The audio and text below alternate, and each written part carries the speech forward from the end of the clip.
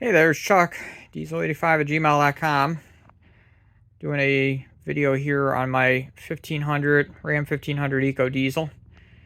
Just got it. I actually got it a few months ago.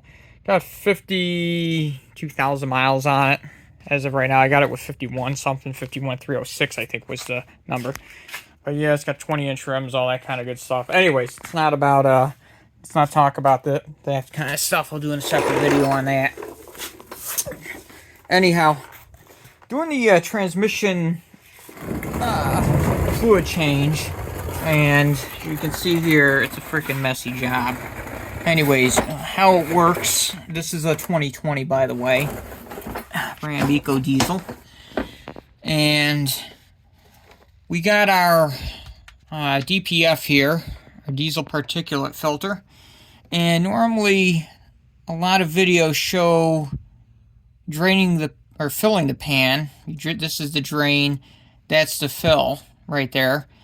The fill port's up there. Obviously, you're not going to work in there too well. So, you probably could if you spent the time, but anyhow, let's get right in there. Anyways, on the 2020s and above with the EcoDiesel, you want to use the fill port that's up here. You can see where I'm pointing at right there. You got all that room there, okay? One of the things I found out the hard way was, unlike the other side, the valve body inside the transmission, I got the new cover, the new fluid pan on. I got a Mopar, old Mopar for everything because the truck's under warranty. Anyhow, the valve body is closer on this side of the transmission, so when you go to stick the hose in, it doesn't go in all the way, so you have to be very ginger when you're pushing the fluid in, okay? So what I wound up doing, instead of wasting a whole bunch of fluid and getting it all over my face and everything else, thinking, hey, this is going to be a great idea, because the new pan comes with a gasket, the 13 bolts, and a new fill plug with gasket, okay?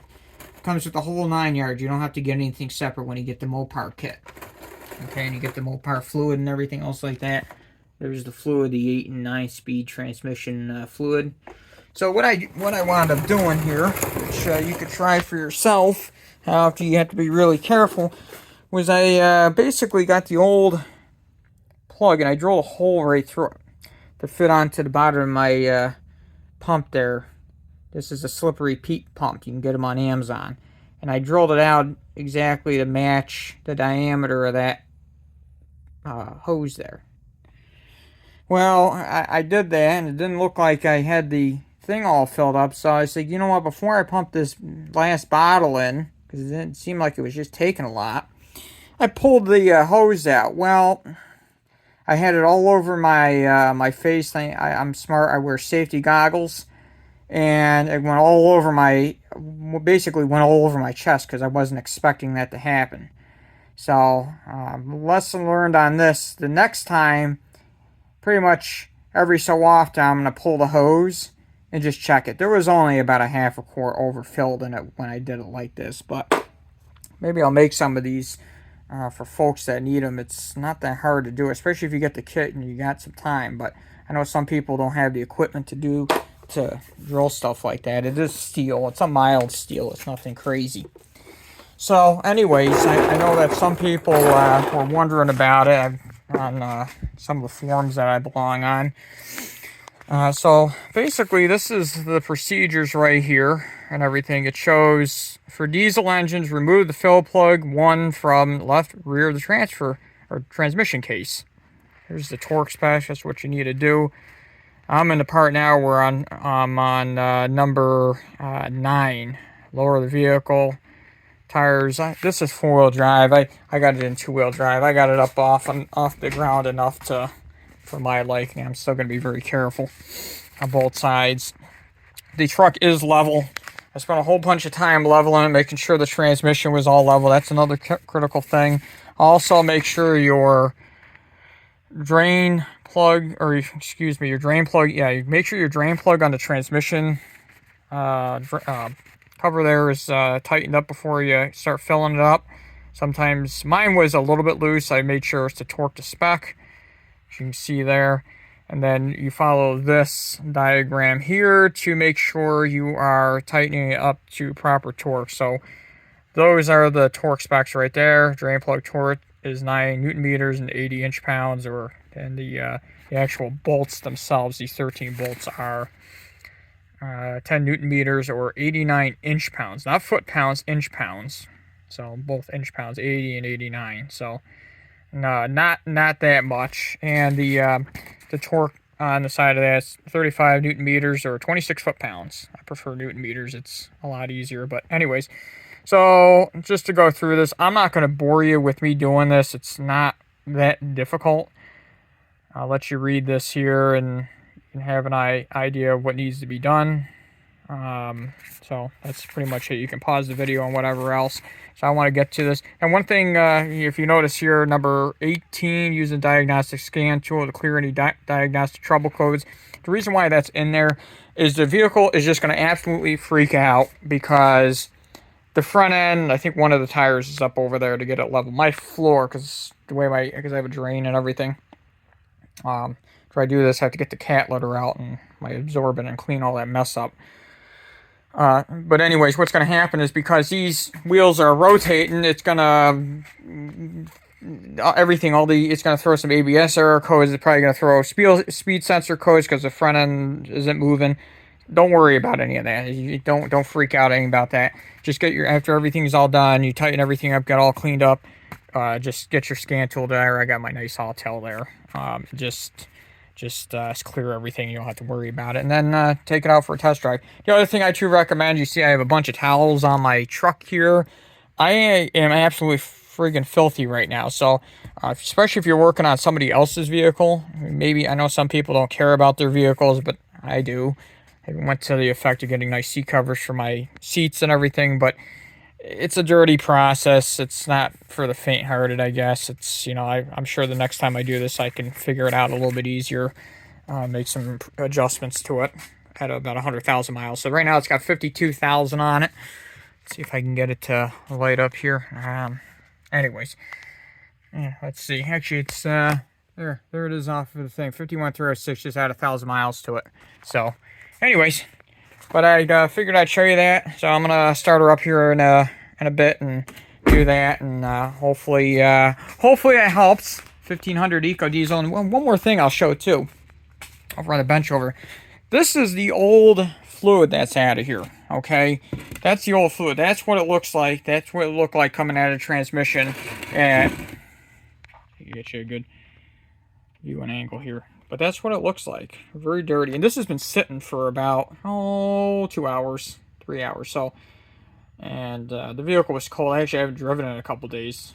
So that's what it looks like. Yeah, I'm glad I changed it because the new fluid is a nice clear green color. You can see it still has the green hue to it, but man, I am glad I changed it. Now I'll give you a quick viewing of the thing. I gotta clean my shop out here. I figured I'd do this here really quick.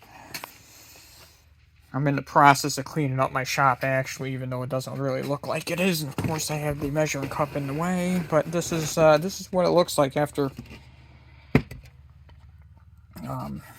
52,000 miles. You can see here we got some debris in here. The magnet, it's nothing too crazy. It's nothing I'd be worried about. Looks like pretty normal wear, but this is the reason why he changed make sure when you take the old pan off, make sure this is still on here, because that would wreak havoc, especially if you got inside the transmission. So there's another magnet here, there's another magnet here, and then you got the two in the back. So basically what happens is there's a filter in here. Zoom this out here. There's a filter in here, and what happens is this pulls the clean fluid up into the transmission, into the valve body and everything. The valve body are probably starting to go into the converter. And then as it goes through and as you're driving and everything, what happens is it goes through the system from here, and then it swashes back here and it lands in here, and these magnets just pick everything up that's laying in here. And there wasn't that, if I tilt this just a little bit, I know some people are curious. That's just kind of what it looks like. There's some material in there. That's what it kind of looks like, but no chunks or anything. I mean, it's really more looks like friction material than anything I should be worried about. I've seen a lot worse. So, and that's what it looks like in the hole there in the filter. That should be, that's actually, that doesn't look that bad. It's white. The new one's white. I should have taken, maybe in the picture I took it, you'd see it, but, it's white, but it looks all right. I'm not anything, that concerned about it. But yeah, that's what I got going on. That's the fluid you can see right there. I think the part number's on the back. Yeah, that's the part number. 6821-8925AB.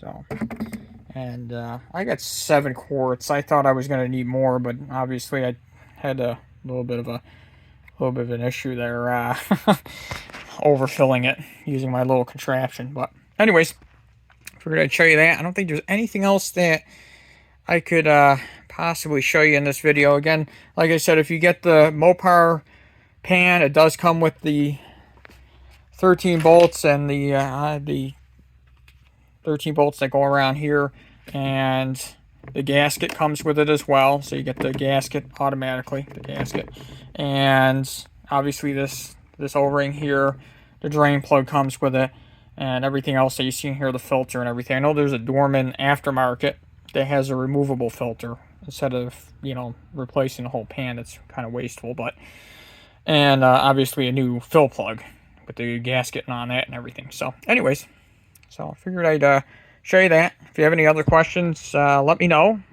diesel85@gmail.com. Have a great day.